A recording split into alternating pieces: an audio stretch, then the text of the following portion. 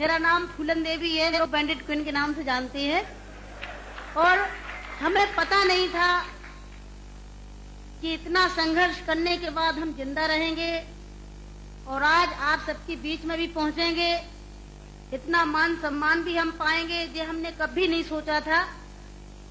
4 साल हम जंगल में भटके। आपको पता होगा कि हमारे हिंदुस्तान में, नहीं कहना चाहिए ऐसे मौके पर, मैं कहूंगी, बताऊंगी जो मेरे पे बीती है, कि हमारे सामंतशाही लोग, पैसे वाले लोग, और खासकर मैं जात का नाम लूंगी तो लोग कहेंगे दुबई में जाके जात पुकारी रहेंगे। ऐसे ऊंची जाति के लोग जो जात पात को मानते हैं, हम जैसे गरीबों को, दलितों को, दबे कुचलों को, अल्पसंख्यकों को एकदम ये सोचते हैं जी कीड़े मकोड़े हैं, जी इंसान नहीं है।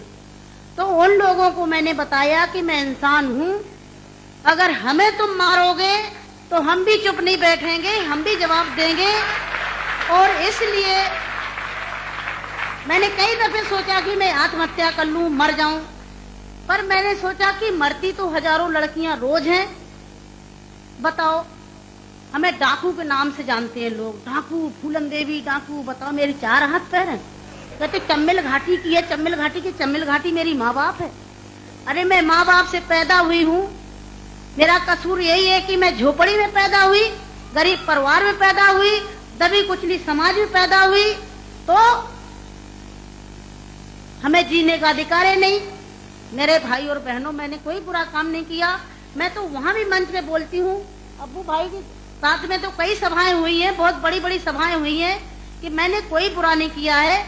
आपने सुना होगा, सुना था, आप तो वहीं के सब रहने वाले हैं, कुछ हमारे भाई हैं यहाँ के, है कि एक सीता के कारण इतने बड़े जो रावण का आज तक पुतला फूंकते हैं, उसका यही कसूर था कि खाली एक औरत को उठा ले गया तो आज तक पुतला फूंकते हैं। मैंने क्या बुरा किया? मेरे साथ भी ऐसे रावणों ने अत्याचार किया, मैंने उन रावणों को जवाब दिया। फूलन देवी वो डाकू है, डाकू है।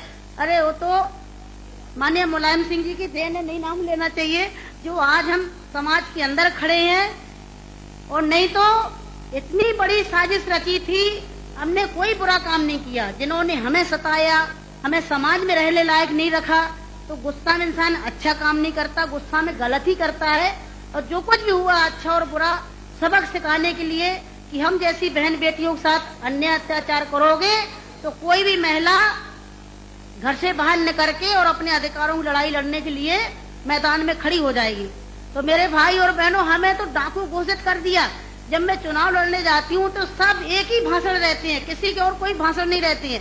बताओ, मैं डाकू दिखाई देती हूँ? क्या होता डाकू है? तुमने हमें सताया, हमें लूटा पीटा। डाकू तो वो बेईमान जो हम जैसी महिलाओं को लूटते पीटते हैं। तो मेरे भाई और बहनों, 4 साल में जंगल में भटकी, 11 साल में जेल में रही, और जेल में भी हमें पागलों के साथ रखा गया था।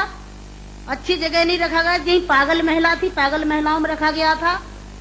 11 साल तक हमें जेल में रखने के बाद कोर्ट में पेश नहीं करा गया। और जब जेल से छोड़े गए तो बहुत बड़ा हमारे हिंदुस्तान में तूफान आया। इतनी बड़ी डाकू को छोड़ दिया गया, बहुत बड़ा अन्याय हुआ। बस आप सबका प्यार था, आशीर्वाद था, कुछ ऊपर वाले की भी दुआ थी, जो आज आप सबके बीच में